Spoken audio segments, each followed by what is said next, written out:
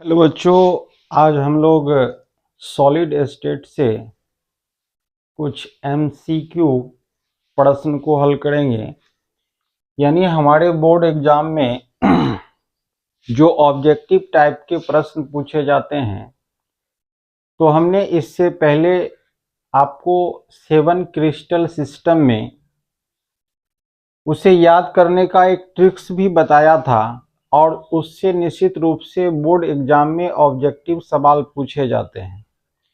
तो हमने उस से 7 ऑब्जेक्टिव को बनाया है और किस प्रकार से इसको पूछा जाता है एक एक करके आइए हम इसको समझते हैं।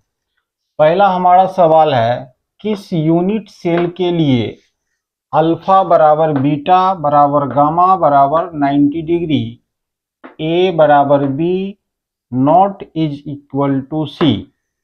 यानी कि जो क्रिस्टल है उसका जो अक्ष है और तीनों अक्ष की लंबाई जो है यहाँ पर इस प्रकार से है कि ए और बी यानी दो अक्ष की लंबाई बराबर है, लेकिन तीसरा बराबर नहीं है, और तीनों कोण जो है वो 90 डिग्री के बराबर है। ये किस प्रकार के यूनिट सेल में पाया जाता है? तो हमने इससे पहले के वीडियो में इसका अध्ययन किया। तो इसका सही जवाब क्या होगा? इसका सही जवाब होगा हमारा टेट्रागोनल। यानी इस प्रकार के क्रिस्टल में यह पैरामीटर पाए जाते हैं। दूसरा सवाल है, जिनका यूनिट सेल का परिमाण A equal to 0.352 nanometre, B is equal to 0.352 nanometre और C is equal to 0.498 nanometre है, जबकि अल्फा बीटा का जो कोण है वो 90 डिग्री के बराबर है एवं गामा जो है 120 डिग्री के बराबर है। यानी इसका मतलब ये हुआ कि इसमें ए और बी यानी दो अक्ष की लंबाई आपस में बराबर है, यानी ए बराबर बी और सी आपस में बराबर नहीं है। तो इसका मतलब है, तो यह किस प्रकार के यूनिट सेल में पाया जाता है? तो इसका सही जवाब है हमारा हेक्सागोनल। तीसरा प्रश्न है, किस यूनिट सेल के लिए अल्फा बराबर गामा बराबर 90 डिग्री जबकि beta not is equal to 90 degree? A B C आपस में बराबर नहीं है, यानी कि तीनों अक्ष की लंबाई आपस में बराबर नहीं है।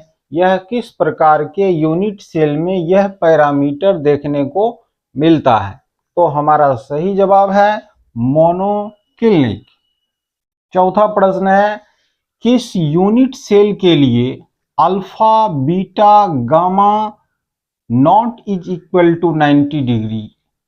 ए बी सी यानी तीनों अक्ष की लंबाई भी आपस में बराबर नहीं होती है। यह किस प्रकार के यूनिट सेल में यह पैरामीटर हमें देखने को मिलते हैं?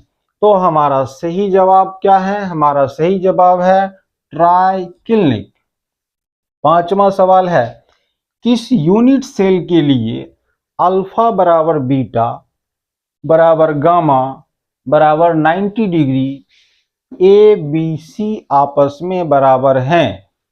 तो हमारा सही जवाब होगा क्यूबिक। यानी घनाकार यूनिट सेल में इस प्रकार के पैरामीटर पाए जाते हैं।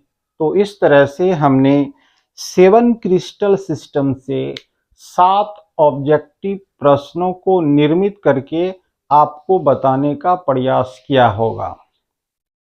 तो इस तरह से आप इससे पहले के वीडियो में 7 क्रिस्टल सिस्टम को याद रखने का एक ट्रिक्स हमने आपको दिया। उस ट्रिक्स के माध्यम से आप इसके पैरामीटर को आसानी से याद रख सकते हैं। तो हमारे 5 ऑब्जेक्टिव प्रश्नों का हल यहीं पर समाप्त होता है। हम फिर अगले लेक्चर में फिर नए ऑब्जेक्टिव प्रश्न के साथ मिलेंगे। तब तक हमें आप इजाज़त दें। Thank you. जय हिंद, जय भारत। खुदा हाफ़िज़।